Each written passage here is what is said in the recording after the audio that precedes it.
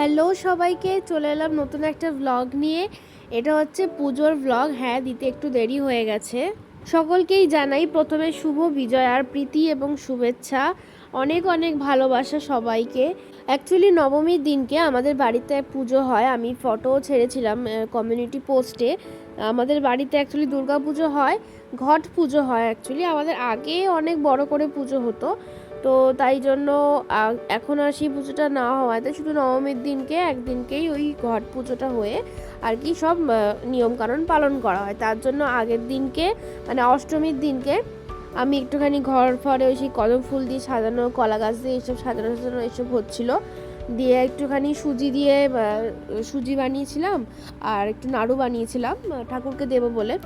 আর চলে গেছিলাম কালীবাড়ি, একটুখানি সেজে গুজেই বেরিয়েছিলাম একেবারেই, যাতে ফুলটা নিয়ে এসে তারপর একটুখানি ঘুরতে যেতে পারি। এই হচ্ছে আমাদের ফাইনাল লুক অষ্টমীর মায়ের আর আমার। তারপর আমরা বেরিয়েছিলাম একটুখানি ঠাকুর দেখতে, কারণ আমার সপ্তমী অবধি আমি বিছানায় পড়েছিলাম জ্বর নিয়ে। ওই যে তৃতীয়া চতুর্থীর দিনকে আমি কলকাতায় ঠাকুর দেখতে গেছিলাম, সেই আমার লাস্ট ঠাকুর দেখা। আর বাড়ি থেকে বেরিয়েছিলাম বৃষ্টিতে ভিজে, গরমে, এসিতে, সব মিলে একবার একাকার কাণ্ড হয়ে গেছিলো। আমি বাড়িতে এসে আমার ওই যে জ্বর আর ওই মাথা ব্যথা আর হাঁচি শুরু হয়েছিল, সেটা থেমেছিল হচ্ছে সপ্তমীর দিনকে। তাই জন্য আমি না কোনো ভালো জামাকাপড় পরতে পেরেছি, না আমি কোথাও যেতে পেরেছি, না আমি ঠাকুর দেখতে যেতে পেরেছি। আমি উঠলাম হচ্ছে অষ্টমীর দিনকে বিছনা থেকে, উঠে একটা ভালো নতুন জামাকাপড় প্রথম পরলাম, পরে বেরিয়েছিলাম ঘুরতে এখানে। কারণ নবমীতে অলরেডি পুজো ছিল বাড়িতে, তো কোথাও যাওয়ার তো কোনো চান্সই নেই। আর আমার মা আর বাবাদের হোটেল খোলা ছিল, তাই জন্য তারাও সকালবেলা কোথাও বেরোতে পারছিল না। ওই সন্ধ্যেবেলা একটুখানি টাইম যখন পাচ্ছিলাম তখন ওই টুকটাক একটুখানি ঘুরে নিয়েছিলাম। অষ্টমীর দিনকে যখন বেরিয়েছিলাম সত্যিই খুব ভালো লাগছিলো, মানে এত লোকজন সবাই বেরিয়েছে, নিজের মনটাও একটু ফ্রেশ লাগছিলো, মাথাটাও ভালো লাগছিলো, শরীরটাও ভালো লাগছিলো। কিছু শ্রীরামপুরের কাছাকাছি কিছু ঠাকুর হয় আমাদের পাড়ার দিকে, ওই ঠাকুরগুলো দেখলাম, ভাল লাগলো। ঠাকুরের মুখ প্রথম আর কি মানে প্যান্ডেলে গিয়ে দেখা। তৃতীয় চতুর্থীতে গেছিলাম, মানে কলকাতার দিকে গেছিলাম। কলকাতার দিকে তো কোনো ঠাকুরগুলোই প্রপার ঠাকুর হয় না, তাদের ঠাকুরগুলো হয় সব মডেল টাইপ। ওই ঠাকুর দেখা আর পাড়ায় ঘুরে ঘুরে মণ্ডপে এই নর্মাল একদম প্রপার ঢাকের সাজে সুন্দর ঠাকুর দেখতে মানে অপূর্ব লাগে। এটা তো আমার ভীষণ ফেভারিট। বাড়ি এলাম, বাড়ি এসে রাত্রিবেলা শুয়ে রেস্ট নিলাম, কারণ ভোরবেলা উঠেই পুজো ছিল। মানে 6টা সাড়ে 6টার সময় আমাদের পুজো শুরু হয়ে যাওয়ার কথা ছিল, সেই অনুযায়ী ভোরবেলা উঠেছিলাম। আর এই যে আমার মা ভোরবেলা উঠে আমি আর মা দুজনে মিলে সব জোগাড়জাত করছিলাম পুজোতে।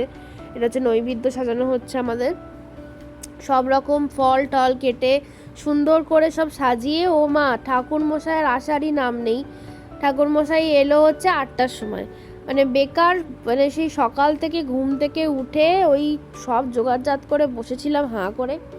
ঠাকুরমশাই এলো হচ্ছে 8টার সময়, বলেছিল 6:30 থেকে 7টার মধ্যে আসবে, সেই জায়গায় এলেন হচ্ছে 8টার সময়। যাই হোক, কী করা যাবে, আর এখন ঠাকুরমশাইদেরই এখন দর বেশি।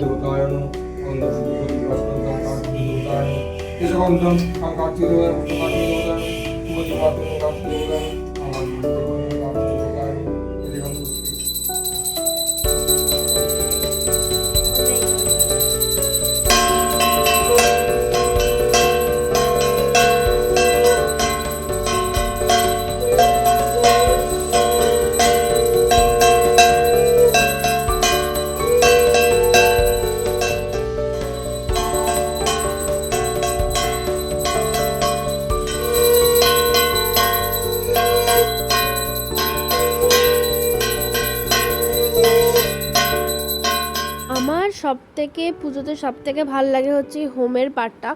আমার খুব ভাল লাগে হোম দেখতে, মানে যেভাবে আগুনের শিখা জ্বলে, তাতে যত বাজে জিনিস, যত পরিবারে যত খারাপ জিনিস সব পুড়ে ছাই হয়ে যায়, আমি এটা বিশ্বাস করি। আমার খুব ভাল লাগে পুজোতে এই হোম জিনিসটা দেখতে আর তারপরে আশীর্বাদ নিতে। যাই হোক, সব পুজো আচ্ছা হলো, সুন্দরভাবে হোম কমপ্লিট হয়েছে, পুজো আমাদের সব মেটার পর আমরা একটুখানি বসে সকালবেলা চরণমিত্র আর একটু প্রসাদ খেলাম।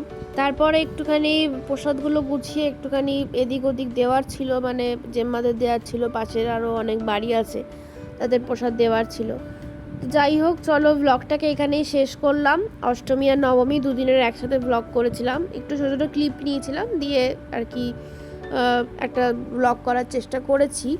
তো তোমাদের কেমন লাগলো জানিও আমাকে এই ব্লগটা, পুজোর ব্লগ। এরকমই আরও ব্লগ দেখতে আমাকে অবশ্যই সাবস্ক্রাইব করে দিও আর একটা লাইক করে দিও।